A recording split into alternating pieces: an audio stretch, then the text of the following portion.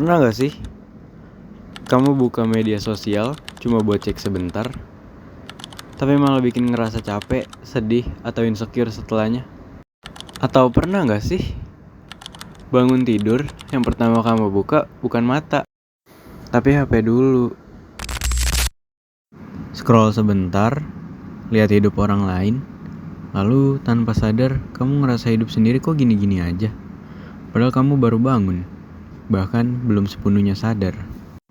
Hal kecil kayak gini tuh kelihatannya sepele, tapi kalau terjadi setiap hari, pelan-pelan bisa mempengaruhi cara kita melihat diri sendiri juga loh. Di video ini, kita bakal bahas pengaruh media sosial terhadap kesehatan mental remaja. Bukan buat nyalain media sosial, tapi buat ngerti apa yang sebenarnya terjadi di dalam kepala kita. Remaja hari ini hidup di dua dunia nyata dan dunia digital. Media sosial bukan lagi sekedar hiburan, tapi udah jadi bagian dari identitas, pergaulan, bahkan cara kita menilai diri kita sendiri. Banyak remaja sekarang menghabiskan waktu berjam-jam setiap hari hanya untuk scroll, melihat konten, dan mengikuti gaya hidup orang lain. Masalahnya bukan cuma soal waktu aja nih yang habis, tapi soal dampak jangka panjangnya juga ke pikiran dan perasaan kita. Saat kita ngobrol dengan beberapa remaja di Indonesia, banyak yang cerita hal yang serupa. Awalnya mereka cuma buka media sosial buat isi waktu dan cari hiburan. Tapi lama-lama tanpa sadar, waktu habis gitu aja. Setelah itu, bukannya merasa senang, malah capek, kosong, dan sulit fokus. Kondisi ini sering disebut sebagai mindless scrolling. Secara fisik kita diam, tapi secara mental kita terus menerima informasi tanpa henti. Otak gak pernah benar-benar istirahat, dan kalau ini terjadi terus-menerus, efeknya bisa terasa ke suasana hati dan emosi sehari-hari. Media sosial bekerja dengan menampilkan versi terbaik dari hidup seseorang.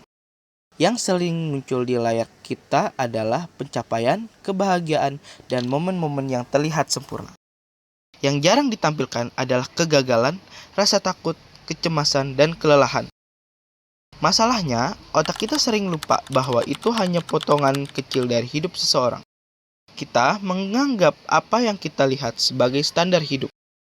Akhirnya, kita mulai membandingkan hidup kita yang utuh dengan hidup orang lain yang sudah disaring dan diedit. Salah satu remaja yang kami wawancarai bilang, setiap kali melihat temannya sudah punya pencapaian, dia langsung mikir, kok gue gini-gini aja ya? Padahal usia mereka sama dan jalur hidup setiap orang jelas berbeda. Tapi perbandingan seperti ini pelan-pelan bisa mengikis rasa percaya diri dan bikin seseorang merasa tertinggal. Selain perbandingan, ada juga soal validasi. Like, komentar, dan jumlah views kelihatannya cuma angka di layar, tapi efek psikologisnya nyata. Notifikasi bisa bikin senang sesaat, merasa diakui, dan merasa dilihat. Tapi ketika responnya sedikit atau bahkan tidak ada, banyak remaja mulai meragukan dirinya sendiri. Ada yang cerita kalau postingannya sepi, moodnya langsung turun. Bukan karena kontennya jelek, tetapi karena secara tidak sadar harga dirinya ikut dipertaruhkan. Saat rasa berharga tergantung pada respon orang lain di media sosial, kondisi mental jadi lebih rentan naik turun. Tekanan di media sosial nggak berhenti di perbandingan dan validasi. Komentar negatif dan cyberbullying juga menjadi masalah yang serius, terutama bagi remaja. Kata-kata jahat bisa datang dari siapa saja, bahkan dari orang yang sama sekali tidak kita kenal. Salah satu remaja yang kami wawancarai bilang, sekali dikomentarin jelek, pikirannya bisa kepikiran berhari-hari.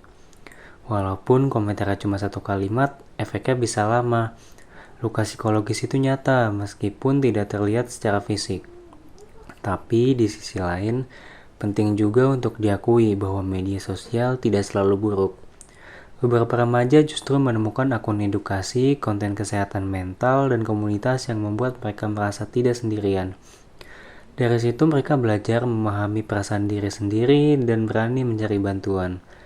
Artinya media sosial itu netral, bisa berdampak buruk, tapi juga bisa berdampak baik.